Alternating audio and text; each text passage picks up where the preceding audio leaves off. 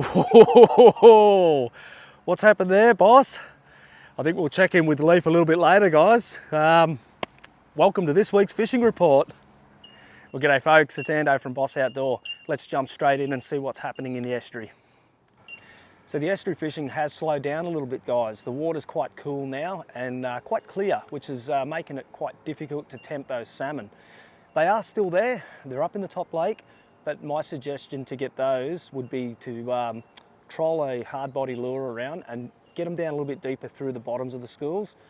I'm not sure what it is about trolling as opposed to casting at the moment, but I was up there on Sunday and I got some pretty good results with the salmon just trolling lures.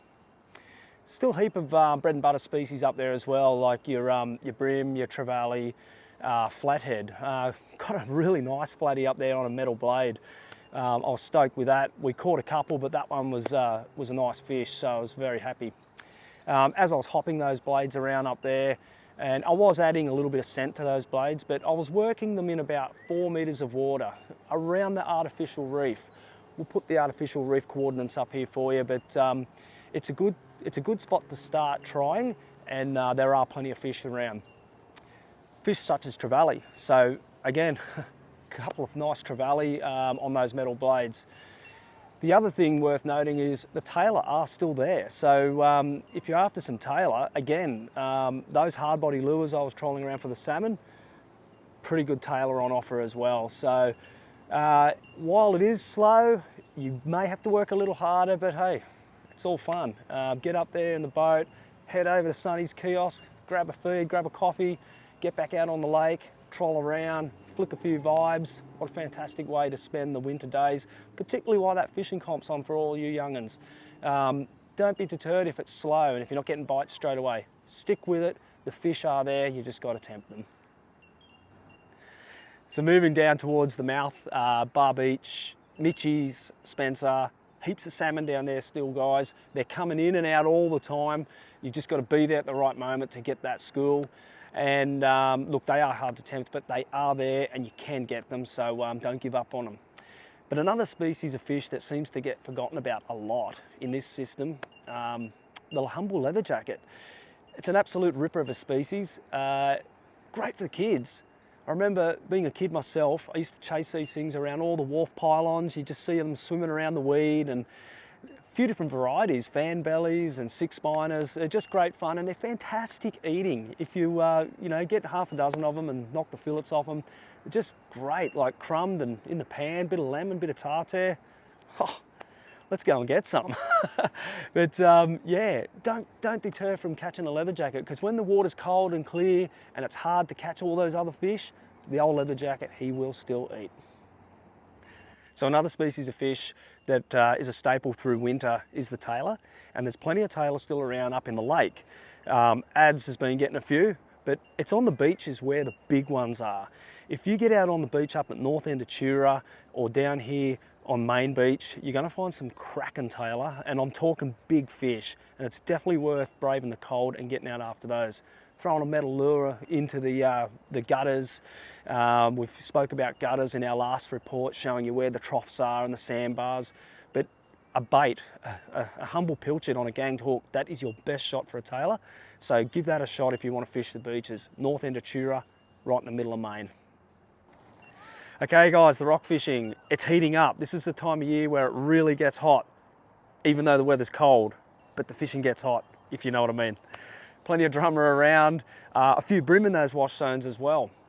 For the guys fishing for luderick, weeds under float, perfect time of year to be doing that as well. They get around all those rocky platforms and they're actually quite good eating when you catch them offshore as opposed to in the lake. One thing I would sort of keep in mind is have a big stick bait ready in case you see some kingfish blowing up, because this is the time of year where those big hoodlums will come in close and start smashing all the salmon that are heading out of the estuary back out into the ocean. So be prepared for that one, guys.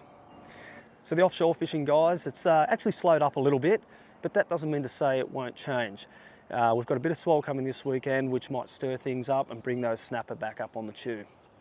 There are a few mowong around, more so down around Eden Way, so there's a few more reefs down there, and the guys have been getting a lot of mowong down there on jigs and bait, which is great.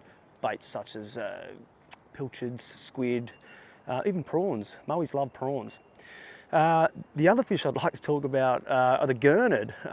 You tend to find a lot of big gurnard this time of year when you're out there drifting for flatties in about that 60 metres of water. So when you're in 60 metres, you're going to encounter tiger flathead, sand flathead, obviously gummy sharks, but you're also going to bump into a few of those massive gurnard. They're unreal. I just love the colours in them. And they actually eat all right too. And if you get a big one, they know how to pull. So it's a good bit of fun. And I've noticed a few of the juniors in the comp are actually measuring in gurnard at the moment. So the kids are already onto it. Right, folks. Leaf was talking up the tuna fishing last week.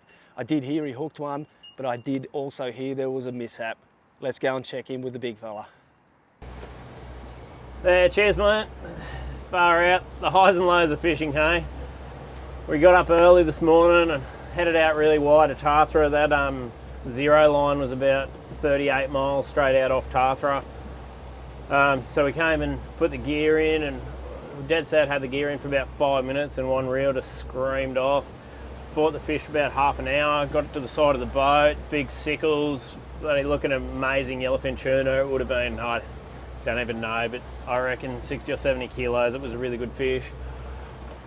Yeah, had it on the surface next to the boat, and then it ended up going for another run and snapped us off, or we got it stuck under the motor, ran it over. But I guess you get that. That's yellowfin fishing. Anyway, we'll shoot back to you, mate. We did get a bit of footage of that fish, so we'll play you that now. Cheers.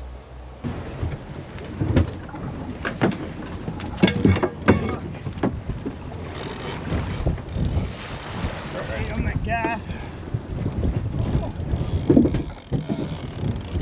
Here he comes. Hang on, go.